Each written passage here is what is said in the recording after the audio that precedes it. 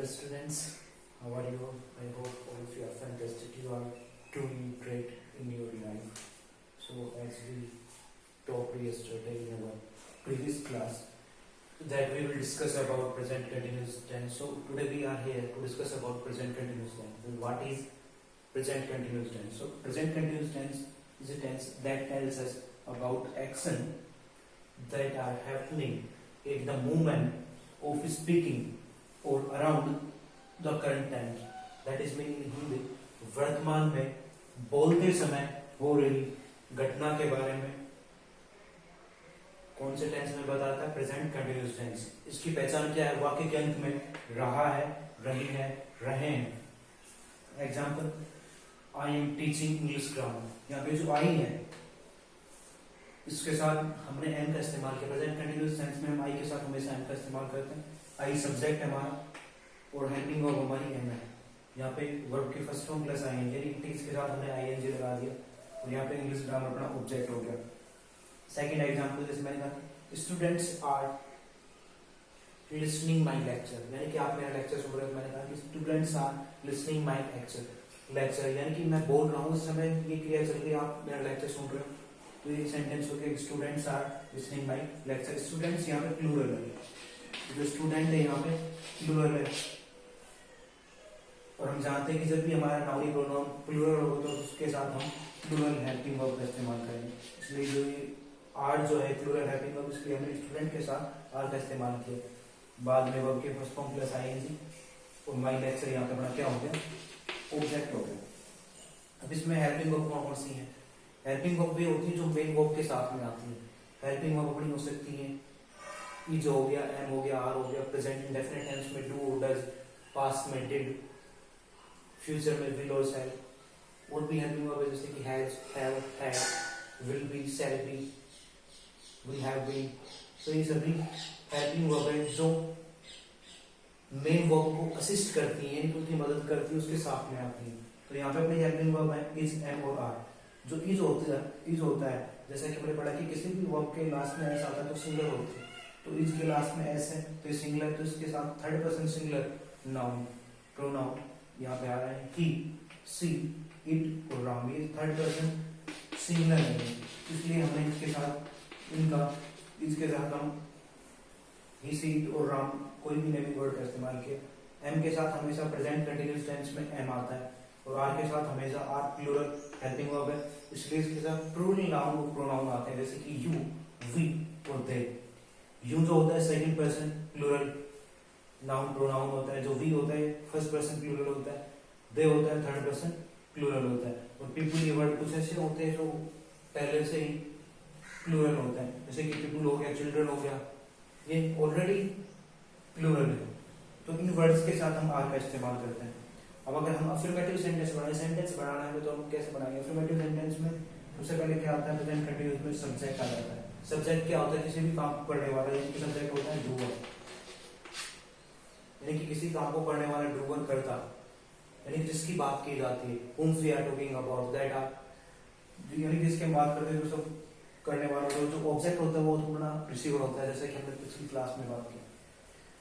अब इसके साथ हम अपनी हेल्पिंग वर्ब यानी कि इज, एम, आर का इस्तेमाल करेंगे. साथ में वर्ब की फर्स्ट फॉर्म यानी कि बेस फॉर्म, वर्ब की फर्स्ट फॉर्म यानी कि बेस फॉर्म के साथ हम आईएनजी का इस्तेमाल करेंगे. और लास्ट में हम ऑब्जेक्ट लगा देंगे. ऑब्जेक्ट अपना होता है रिसीवर.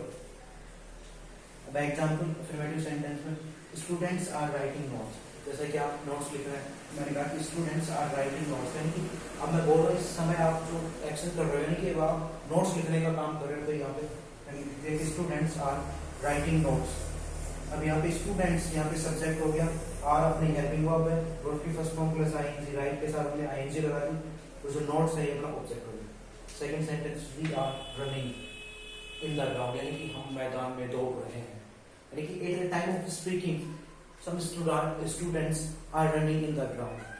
तो यहाँ पे हमने वी के साथ आर का इस्तेमाल किया क्योंकि जो वी है ये फर्स्ट पर्सन प्लूरल है और जो आर है ये अपनी प्लूरल हेल्पिंग वर्ब है. तो जब भी हमारा नाउन प्रोनाउन प्लूरल होता है तो उसके साथ जो हेल्पिंग वर्ब आती है वो हमेशा प्लूरल. अगर नाउन प्लूरल है तो उसके साथ जो हेल्पिंग वर्ब वो मेन वर्ब आएगी वो हमेशा प्लूरल होगी. अगर सिंगुलर है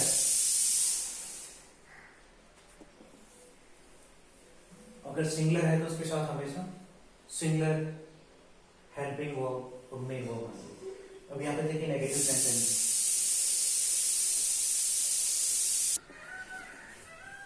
अब यहाँ पे देखिए नेगेटिव सेंटेंस।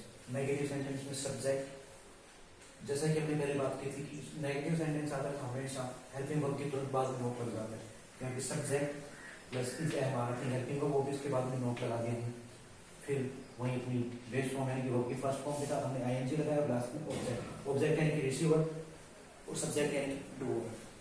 अब हमने सेंटेंस बनाया कि दे आर, दे अपना प्लूरल प्रोनाउन है, इसलिए हम इसके साथ प्लूरल हेल्पिंग वर्ब का इस्तेमाल करेंगे। हेल्पिंग वर्ब में यहाँ पे प्लूरल आर है, नॉट नेगेटिव सेंटेंस के लिए प्लेइंग यानी कि प्ले के साथ हमने आईएनजी लगा दिया। और क्रिकेट ये अपना ऑब्जेक्ट हो गया। तो यहाँ पे subject plus is am are plus not verb की फर्स्ट फॉर्म प्लस ऑब्जेक्ट, ऐसे अपना सेंटेंस बन जाता है।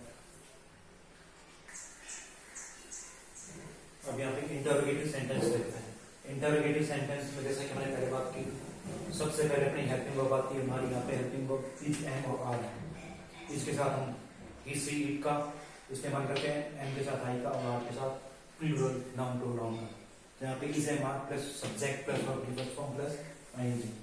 हम अगर इसका सेंटेंस बनाए तो मैं कह सकता हूँ कि is Satya writing a novel, क्या सत्या नोवेल लिख रहा है। जब भी कोई भी हेल्पिंग वर्ब शुरुआत में आती है तो उसको हमेशा भी क्या के सेंस में होता है, यहाँ पे इज हेल्पिंग वर्ब है। इंटरोगेटिव सेंटेंस में जैसे हेल्पिंग वर्ब सामने आती है उसका हमेशा मीन क्या के सेंस में आता है।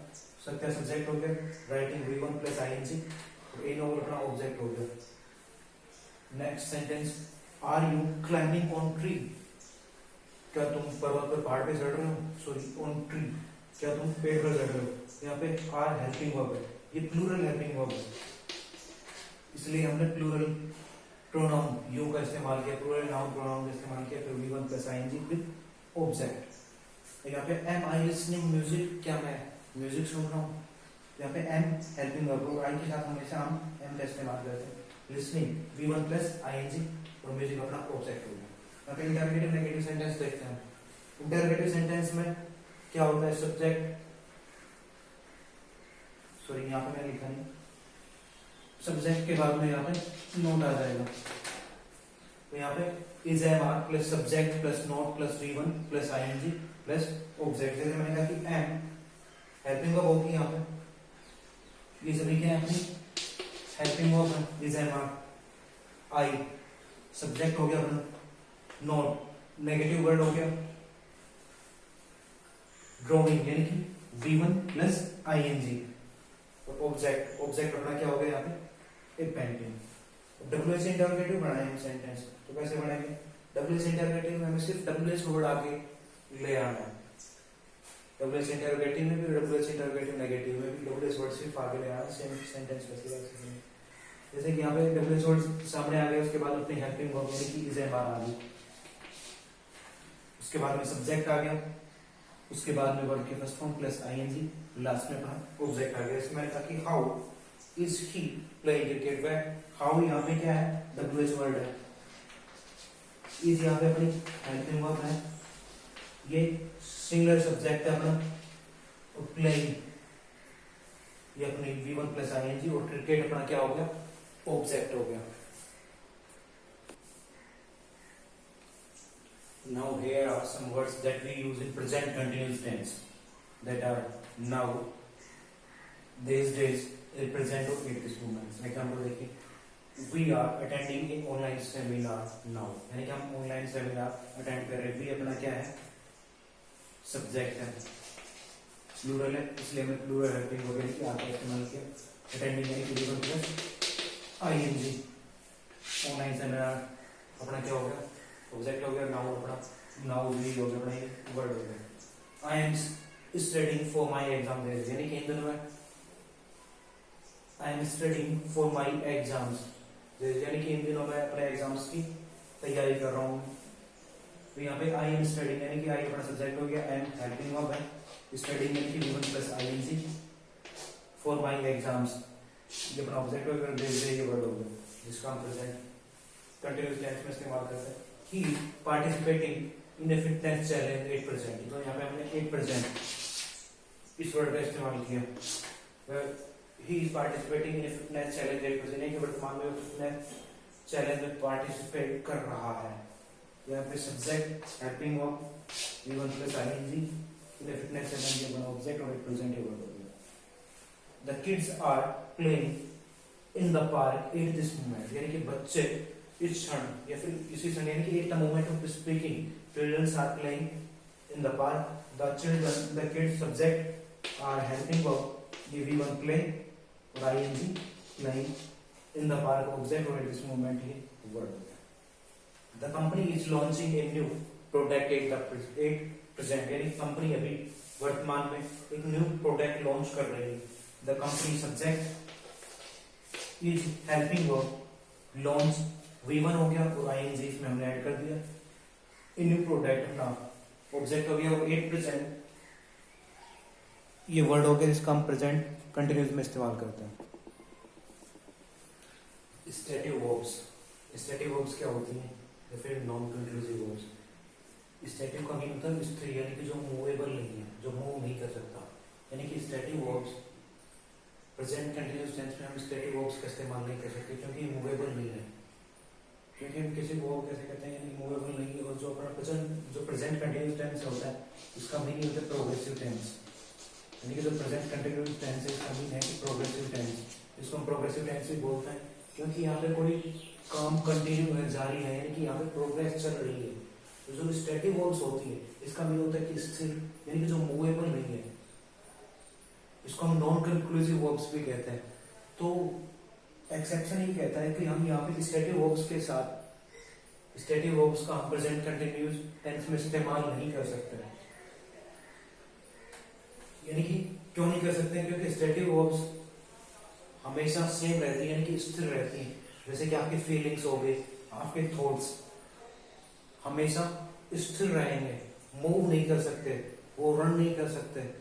जैसे कि आप स्विम करते हो, आपने कोई मूवमेंट किया, एक्शन किया, आप लिख रहे हो, आपने मूवमेंट किया लिखने का, हाथ से लिखने का, आप दौड़ रहे हो, आपने पैरों का इस्तेमाल किया दौड़ने के लिए, आपने एक्शन किया। और जब ये फीलिंग्स आई, थॉट्स आई, जब ये फीलिंग्स आई, थॉट्स आई, इसमें आपने कोई एक्शन नहीं किया, आपने मूव नहीं किया। तो इसलिए जब हमने इनमें मूव नहीं किया तो हम इसे एक्शन नहीं बोल सकते। इसी वजह से जो स्टैटिक वर्ब्स होती हैं उनका हम प्रेजेंट कंटिन्यूस टेंस में इस्तेमाल नहीं करते। इनका इस्तेमाल अगर हम करते हैं तो ग्रामेटिकल एरर आ जाता है। अब स्टैटिक वर्ब्स कौन कौन सी हो सकती है? ये देखिए, मीन्स ये मूव नहीं कर सकती, और ये मूव नहीं कर सकती तो इनको हम एक्शन नहीं कह सकते क्योंकि ये एक्शन नहीं है। और प्रेजेंट कंटिन्यूस टेंस क्या बताता है? प्रोग्रेसिव बताता है, यानी कि प्रोग्रेसिव यानी कि कोई काम कंटिन्यू है, जारी है, यानी कि मूवेबल कोई एक्शन हो गया तो वहां पे तो हम स्टैटिक वर्ब्स के साथ इनका इस्तेमाल नहीं कर सकते। डायनामिक के साथ डायनामिक वर्ब्स यानी कि स्विम, राइड, रन, लिसन, ईट, ये सभी वर्ड्स ऐसे हैं जिनमें एक्शन हो रहा है। उनके साथ हम डायनामिक वर्ब के साथ, यानी कि डायनामिक का मतलब होता है गति, जिसके अंदर स्पीड हो, मूवेबल हो, जो मूवेबल है उनके साथ हम प्रेजेंट कंटिन्यूस टेंस का इस्तेमाल कर सकते हैं। पर यहाँ पे ये मूवेबल नहीं है क्योंकि आपके जो थॉट्स, जो फीलिंग्स जो होती हैं वो एक्शन नहीं कह सकते हमको, क्योंकि आपने कोई मूवमेंट नहीं किया। तो ये कौन कौन से होते हैं? पोजीशन, यानी कि तीन प्रकार के पोजीशन जताने वाले हैं कि अधिकार जताने वाले। जैसे कि मैं ये नहीं कह सकता कि I M owning a car, मैं ये नहीं कह सकता कि I M owning a car,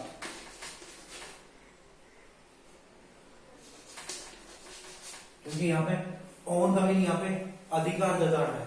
तो यहाँ पे पोजीशन के सेंस में हमने इसका इस्तेमाल किया। तो हम यहाँ पे इनका जो स्टैटिक वर्ब्स होते हैं इनका हम इंडेफिनिट टेंस में, फिर सिंपल टेंस में, यानी कि प्रेजेंट इंडेफिनिट, पास्ट इंडेफिनिट और फ्यूचर इंडेफिनिट टेंस में इनका इस्तेमाल कर सकते हैं। फिर एडजेक्टिव के रूप में भी इनका हम इस्तेमाल कर सकते हैं, यानी कि किसी टेंस में हम एडजेक्टिव के रूप में इनका इस्तेमाल कर सकते हैं। तो यहाँ पे हम ये कह सकते हैं कि आई ओन ए कार, आई ओन ए कार, यानी कि वो सेंटेंस बड़ा सही हो जाएगा। मैं ये नहीं कह सकता कि I am having a car, have, मैं ये नहीं कह सकता कि I am having a car, क्योंकि हैव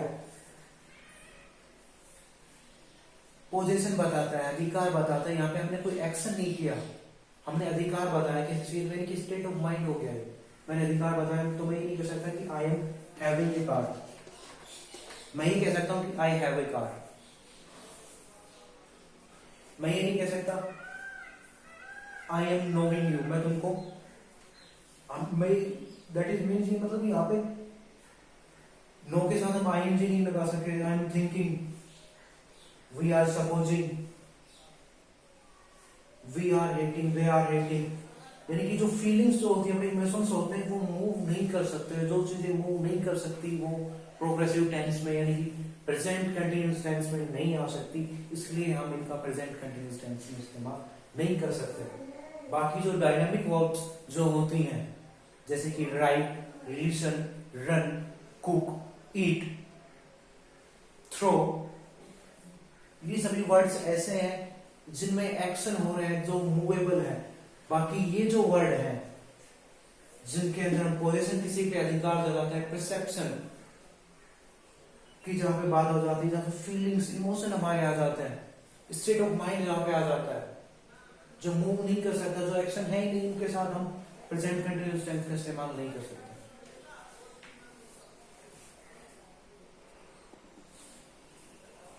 यहाँ पे देखिए डायनामिक वर्ब्स, डायनामिक वर्ब्स कौन सी होती हैं? जो जिनके अंदर गति होती है, जो मूवेबल है, यानी कि इनको हम एक्शन बोल सकते हैं।